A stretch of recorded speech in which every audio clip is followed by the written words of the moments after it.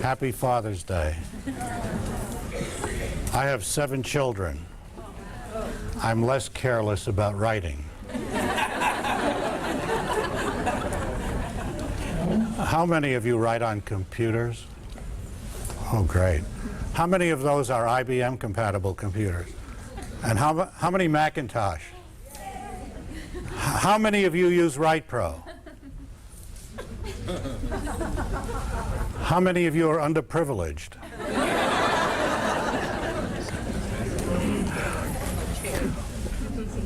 All the writers that I worked with for 36 years were on their way to publication.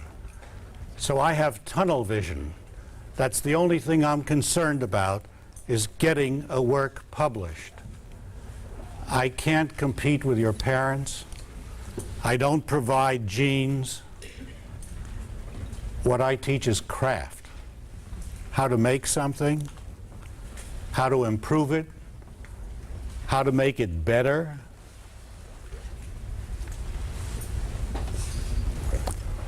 Once upon a time, we, meaning writers, were all storytellers. That is, we'd sit around a fire and we'd tell a story to people gathered there for the first time.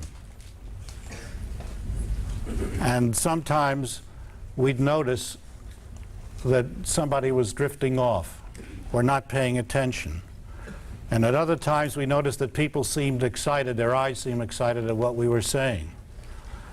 And so what we were doing the next time that we told a story was to modify and revise and accommodate ourselves to the reactions of an audience.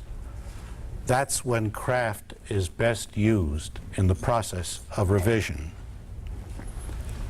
Before we start, I would like us to come to a clear understanding of the difference between nonfiction and fiction. And can somebody tell us what that difference is who hasn't heard me say it? Can I get a volunteer? Yes, ma'am. Fiction is more about feelings. And nonfiction is more about facts. How many people agree with that?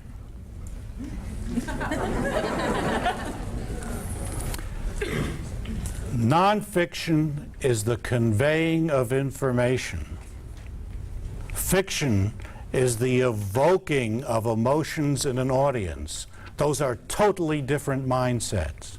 And one of the problems that fiction writers have early on is they are using the nonfiction mindset, conveying information, instead of concentrating on the only thing they should be concentrating on. It is, what is the audience, what is the reader, how is the reader reacting to this and that I'm writing. In those 36 years that I was an editor and a publisher, what did I want? What was I looking for? I wanted to fall in love. I wanted to fall in love with characters. You know what falling in love is? You always want to know where the other person is. You think about them when they're not there. You palpitate a bit about them. You want to get back to them as quickly as possible.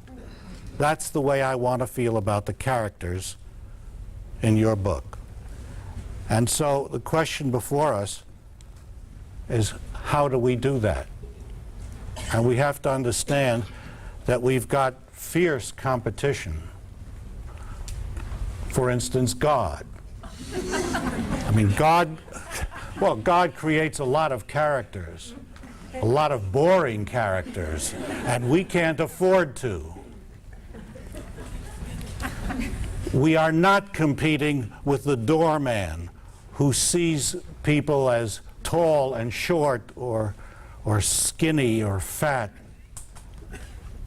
We're not competing with the ticket taker in the movies who may notice that that man's got a mustache.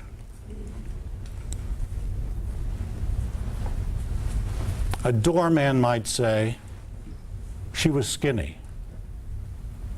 A writer would say, she always stood sideways so that people would see how thin she was.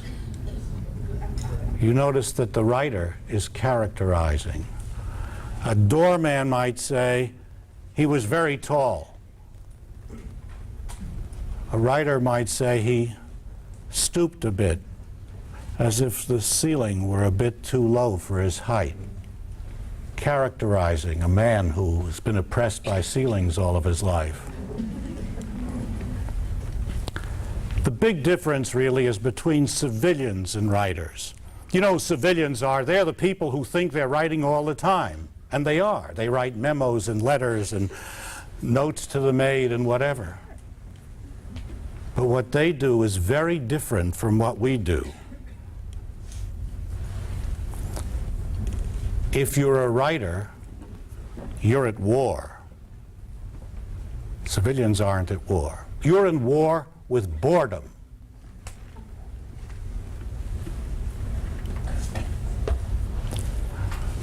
I'll give you some specific examples of that. A civilian might say, this lawyer is short and bald. That's a civilian description. A writer might say,